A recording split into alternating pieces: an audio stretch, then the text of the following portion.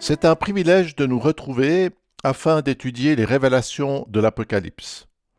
Dans notre émission précédente, nous avons assisté à l'étonnante mise à l'écart du dragon. Ainsi, et comme un brigand commandant ses troupes depuis sa prison, le diable était forcé d'accomplir ses ambitions à travers les bêtes et le faux prophète. Mais ses entraves tombent et sa libération va conduire à un déferlement du mal. Toutefois, cette sombre et sanglante page de l'histoire se termine par la victoire absolue du Christ. Ce dénouement nous conduit à poursuivre notre lecture du 20e chapitre. Puis je vis un grand trône blanc, et celui qui était assis dessus. La terre et le ciel s'enfuirent devant sa face, et il ne fut plus trouvé de place pour eux. Et je vis les morts, les grands et les petits, qui se tenaient devant le trône. Des livres furent ouverts, et un autre livre fut ouvert, celui qui est le livre de vie. Et les morts furent jugés selon leurs œuvres, d'après ce qui était écrit dans ces livres. La mer rendit les morts qui étaient en elle. La mort et le séjour des morts rendirent les morts qui étaient en eux, et chacun fut jugé selon ses œuvres. Puis la mort et le séjour des morts furent jetés dans les temps de feu. C'est la seconde mort, les temps de feu. Quiconque ne fut pas trouvé écrit dans le livre de vie fut jeté dans les temps de feu. Les quelques versets que nous venons d'écouter nous parlent à plusieurs reprises de livres. Qu'est-ce que cela signifie? Grâce à l'écriture, nous disposons du moyen de sauvegarder un message. Ainsi, et pour ne pas perdre de précieuses informations, les hommes ont gravé des pierres ou ont écrit des messages sur des blocs d'argile. Ce besoin de communiquer les a aussi conduits à utiliser des roseaux pour en faire des feuilles de papyrus. Plus tard, des artisans ont tendu et affiné des peaux de mouton pour fabriquer des feuilles de parchemin. Par la suite, et comme le font les guêpes, les hommes ont utilisé de la fibre de bois pour fabriquer du papier. Toutes ces technologies ont servi à créer des supports à même d'accueillir des mots et des phrases et des images. Cette mise en mémoire a joué un rôle déterminant dans l'humanité en permettant notamment de conserver des savoirs scientifiques ou d'archiver des éléments historiques. La Bible, avec ses plus de 60 livres, souligne la valeur que peuvent avoir des écrits. Elle a passé sur tous les supports. Ses paroles ont été gravées sur la pierre, tracées sur des rouleaux de papyrus, des parchemins ou des feuilles de papier.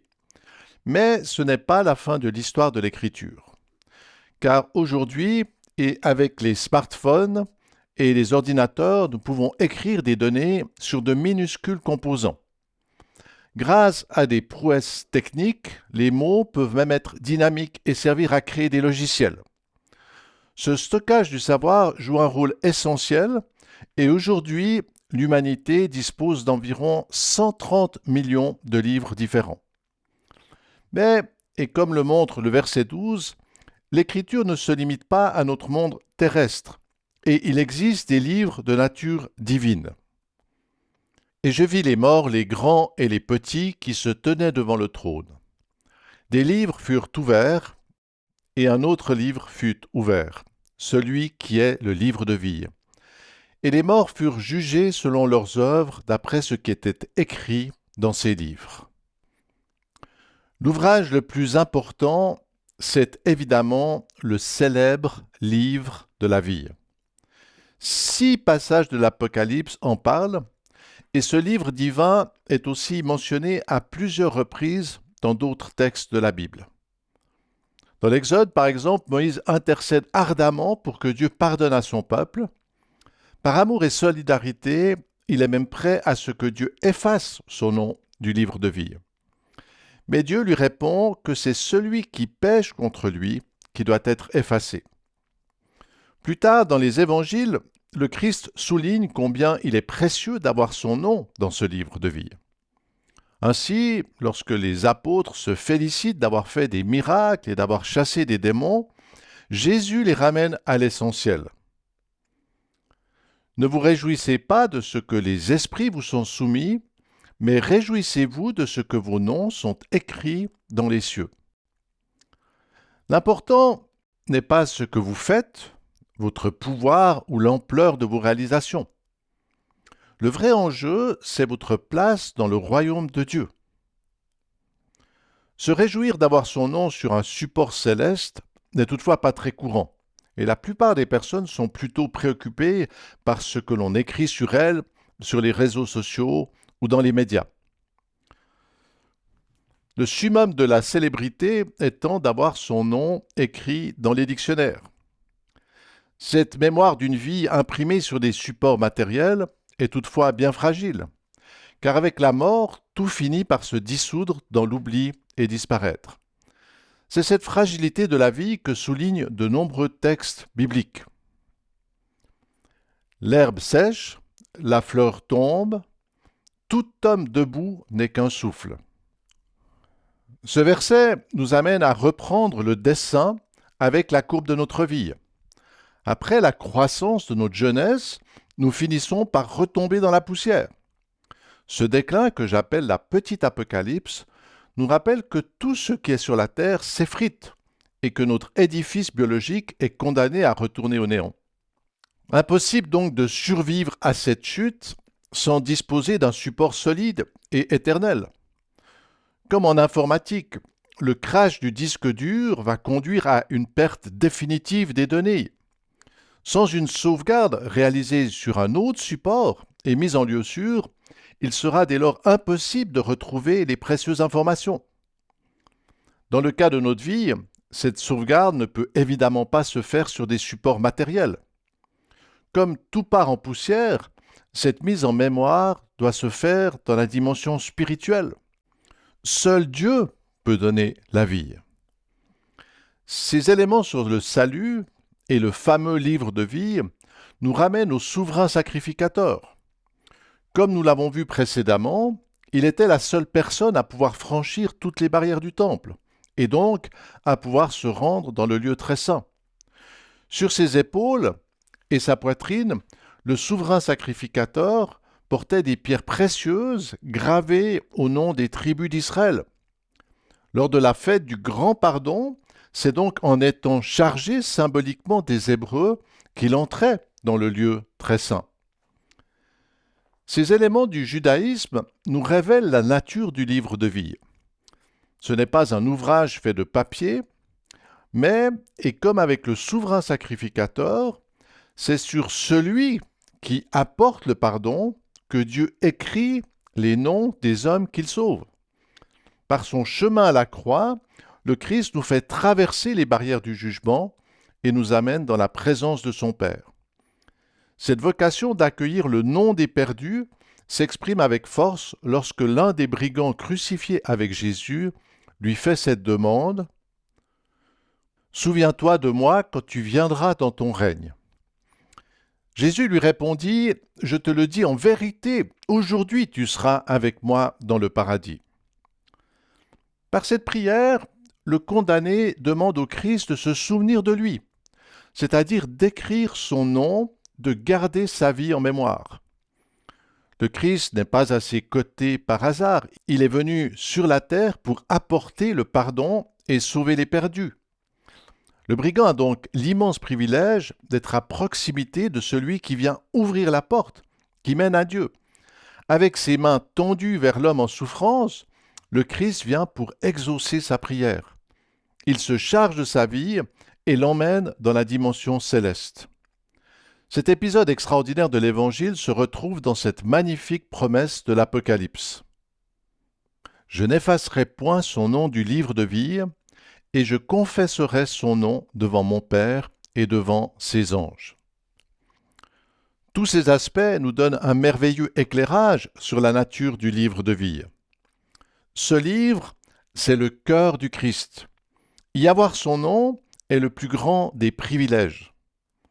Car, et si nous sommes fidèles, c'est grâce à cette sauvegarde divine que le Sauveur nous fera sortir du néant et qu'il élèvera notre vie dans son royaume. Ces révélations sur le rôle du livre de vie sont extraordinaires. Mais ce n'est pas tout, car le 20e chapitre de l'Apocalypse nous dit aussi que lors du jugement final, d'autres livres seront lus.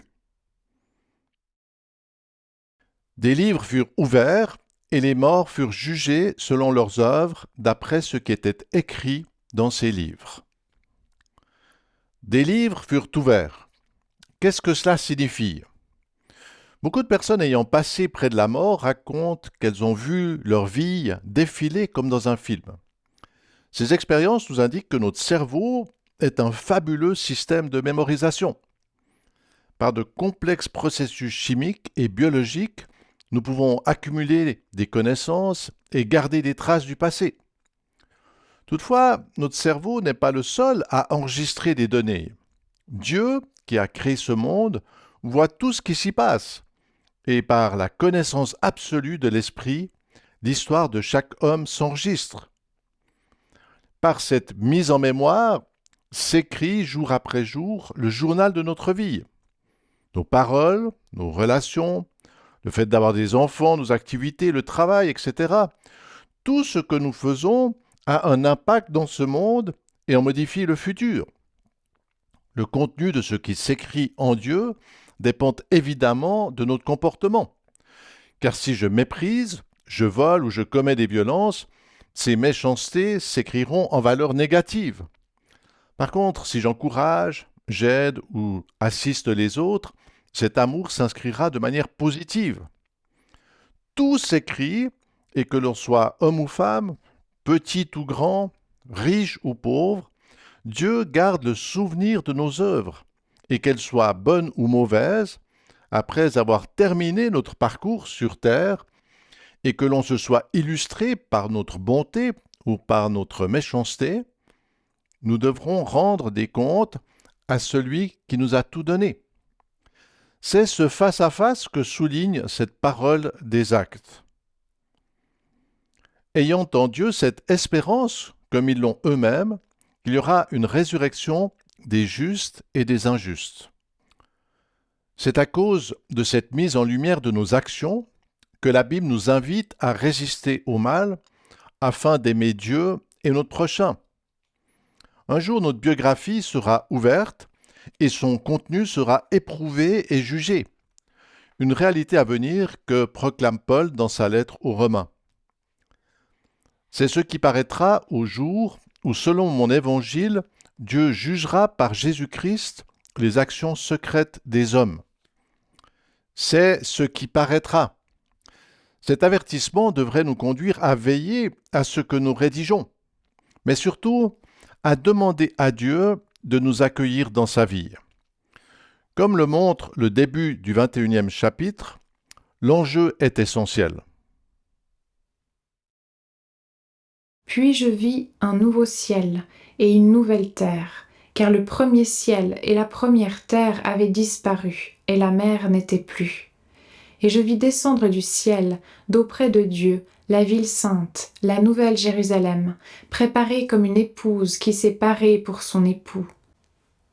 J'entendis du trône une forte voix qui disait : Voici le tabernacle de Dieu avec les hommes. Il habitera avec eux et ils seront son peuple, et Dieu lui-même sera avec eux. Il essuiera toute larme de leurs yeux, et la mort ne sera plus.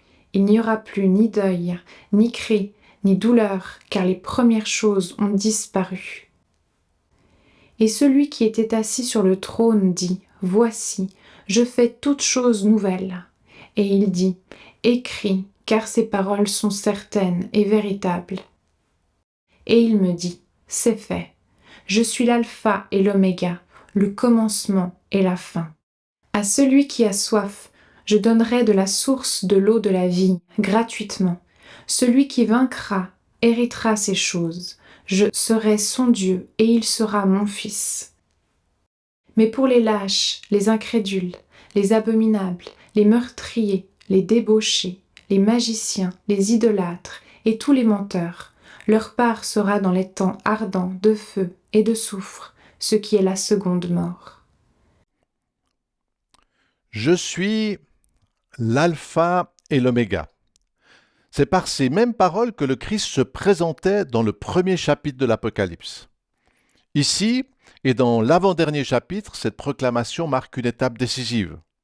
Par le Christ, le monde a été créé, et par lui, il s'achève.